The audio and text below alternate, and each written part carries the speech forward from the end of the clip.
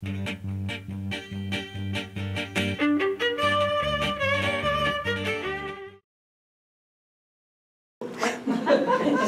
again, I'm Steve, and I'm going to talk about Jewish sheep. This is a picture of the Jacob sheep I raised at my little farm in Sebastopol, and they're descendants from the sheep that Jacob raised in the Bible. All right. So there's lots of kinds of Jews in Sonoma County, right? Reform, conservative, construction, just Jewish, and others, right? So what do we have in common? One thing we have in common is a little bit of vocabulary. So I'm going to just go through a quick vocabulary quest. Amen, oy, bar mitzvah, shalom. Those are the basics, and then kosher. Those are ones we all know. But what does kosher mean? When I was growing up in San Diego, with a family that was keeping, I'll call it California kosher, with lots of kavanah, we saw the TV ad that you guys might remember. This is Uncle Shlomo here's talking about his hot dog, and he says it's an answer to a higher authority. Now, I believe that, but I've come to believe that we really should be asking for more in what we look at as kosher. Again, what is kosher? Kosher means what's fit to eat. We all know a pig is not kosher. We know that shrimp is not considered fit to eat. But there's really more to the puzzle as you learn more about this. This is my Jacob ram. And it turns out, even though you have a kosher species, if it's not killed in a kosher way, or if it's doesn't turn out to be, it can not go kosher when the shochet examines it. There's lots of standards for kosher, right? There's lots of standards and lots of certifiers. You could get dizzy, but not everybody trusts one certifier or another. So these are just a few of the hechshers or symbols that you can look through.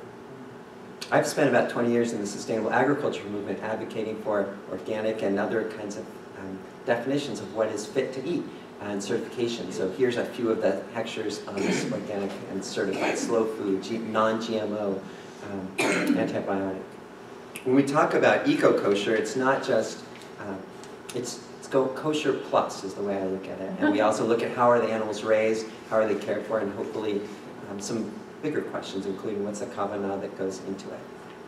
When I was trying to think about how to do a project on organic, kosher, local that would pay for itself, I said, who cares about this? Do the Reconstructionists care? Do the Orthodox care? Do the Reform Jews care? And I narrowed it down to myself and Dennis Judd. But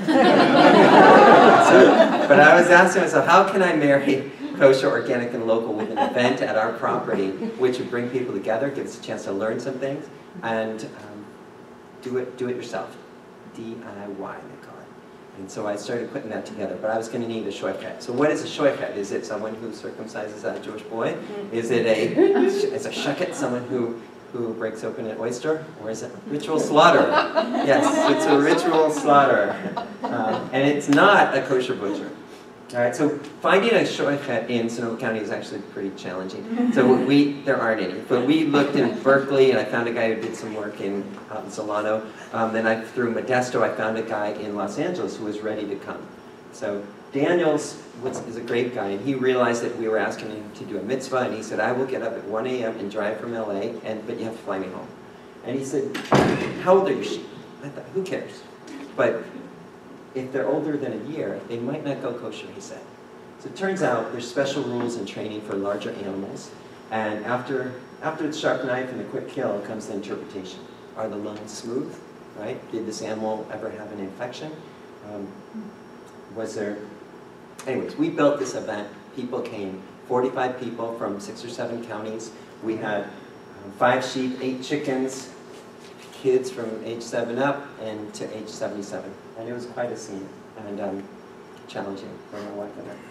But we all learned a lot, and it was a powerful experience. We found out that Daniel does not butcher, he sheds. And we were disappointed to see 4 of the 5 sheep did not go kosher. He was especially disappointed. So we served them for Passover at our house, and some people got the fully kosher lamb. And the question is, was it something fit to eat? It was organic. We had it was slaughtered by credentialed shochet, but it was not anything other than California kavanah kosher. If you want to do this yourself, I'd say start with the chicken. Okay, sheep are a little challenging and a big hassle, but